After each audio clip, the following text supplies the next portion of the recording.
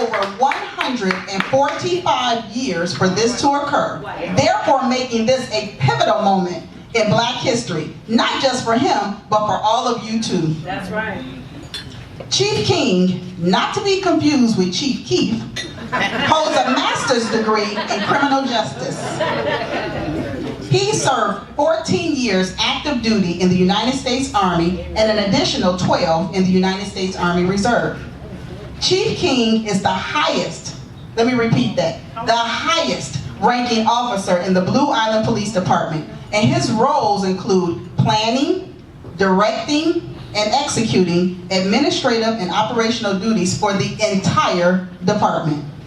Although he is a very strong leader, his heart is with the youth mentoring programs, such as DARE, Drug Abuse Resistance Education Program, you guys may be familiar with that, and GREAT, Gang Resistance Education and Training.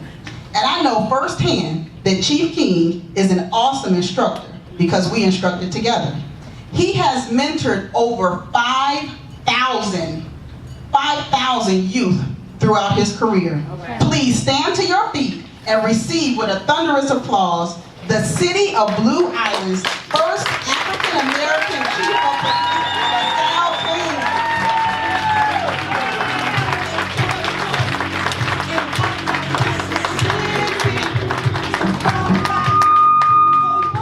It's so pretty. His parents give him love and affection to keep him strong. Well, the first thing I have to say, thank you so much. You never realize how small the world is until it comes back around. Yes. I would never in a million years think I would see one of my old Army buddies again. We served wonderful times in the military, and I'm truly blessed to have her as a friend. Okay. Thank you for all that you have done for me. I am truly privileged and honored to stand before you this afternoon to receive this award from NAACP. I never thought my accomplishments would lead me to a place where I am today. In order for you and for me to tell you how truly grateful I am, I must tell you just a little bit about my past. You see, I grew up in poverty in a small suburban village of Dixmoor. I'm not telling you this for sympathy. I'm telling you this because if I had to live my childhood all over again, it's not one thing that I would change. The struggles in my life have molded me into the person that I am today. Yes, I grew up with times based on environments, settings, compounded with financial and economical and educational backgrounds. Statistics would suggest that I would fail in life before I even tried. As one would say, the odds of succeeding was against me. Better yet, as Reverend Williams would say, I was dealt a bad hand. At 18, I graduated from Thornton High School and began, and me being an adventurous person, I decided to join the United States Army. When I left home, I took 3 things with me. I know that as long as I had these 3 things, I wouldn't have to worry about failure. I wouldn't have to be concerned about how people treated me. I wouldn't have to think about giving up or giving in. The 3 things I took with me were 1, my faith, my personal relationship with God. Number 2, a positive attitude. And 3, this is the tough one of all, the ability to respect others even if they didn't do right by me. Years ago when I was young, if you would have asked me what was my ambitions, I would have told you, wealth is my desire. But I have learned over the times, the end of your days, and I say the end of your days, not the end of your day, the big house, the fancy cars, and all the money won't matter. I remember a speech that the actor Denzel Washington gave to a group of graduating students.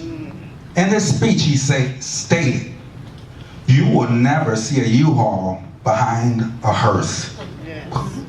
you would never see a U-Haul behind the hearse. It took me a while to figure out what he was trying to say, but his message was clear.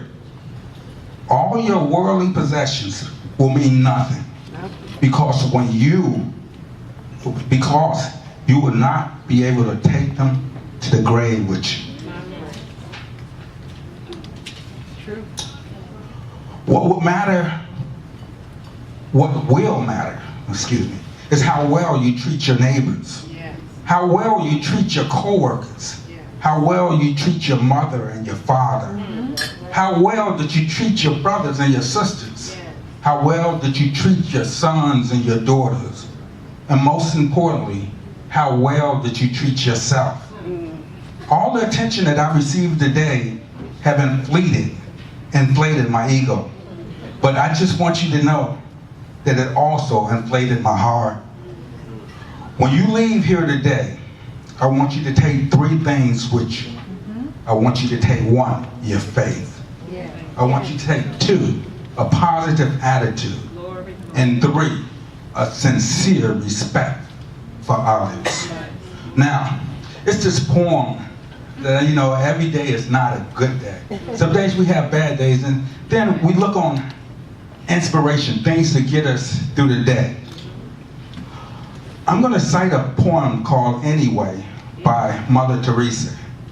I don't know if you heard it or not, but if you did, it's a good poem. And sometimes when I have that down day, when I don't think things are going quite my way, when my hand just ain't as good as it should be, All right now. I revert back to this poem. And it's entitled, Anyway. People are often unreasonable, irrational, and self-centered. Forgive them anyway. If you are kind, people will accuse you of selfish, ulterior motives. But be kind anyway. If you are successful, you will win some unfaithful friends and gain some genuine enemies. Succeed anyway. If you are honest and secure and sincere, people may deceive you. Be honest and sincere anyway. What you spend years creating, others could destroy overnight. Create anyway. If you find serenity and happiness, some may be jealous, but be happy anyway. The good you do today will often be forgotten. Do good anyway. Give the best that you have, and it will never be enough. Give your best anyway. And the final analysis is between you and God. It was never between you and them anyway. I thank you, I thank you, I thank you.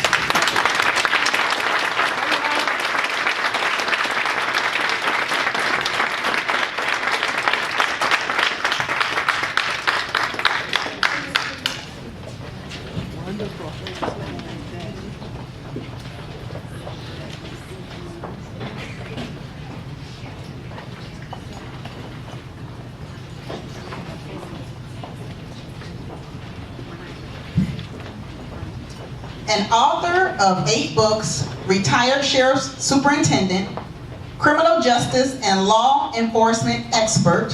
He is an author, an auditor for the American Correctional Association, and currently serves as Lansing's Fire and Police Commissioner, volunteering his time to community work, public speaking, and mentoring the next generation. Please welcome lifetime member of the NAACP, Elvis Slaughter.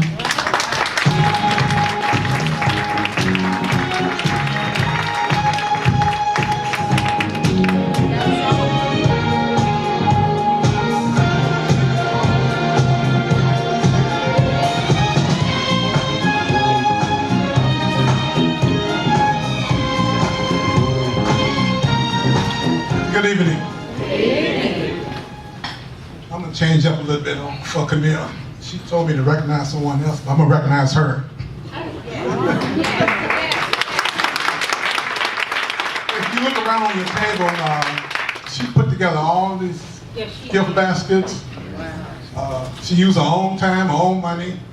She prepared those gift baskets back there. She sold over 50 tickets. She spent over 100 hours putting this together. I mean, without her and Kiana, it wouldn't be possible.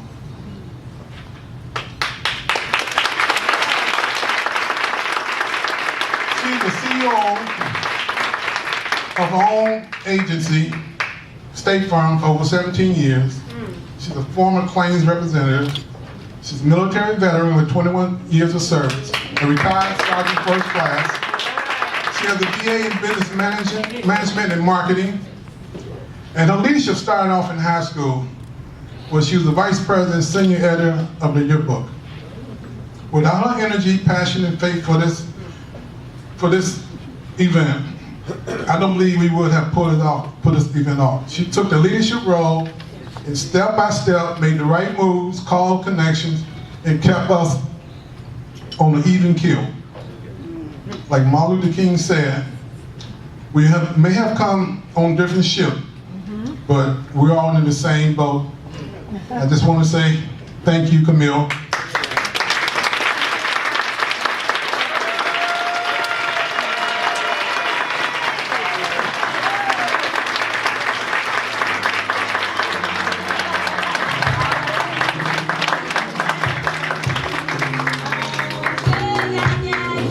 You see, we call her the producer of this event. See, I tried to get up here and sneak this in, but every time she cut me down. So, you know, but that's how it's coming. So I want to say these wonderful things. I agree 100% with what Elvis has said. She's just truly been the rock as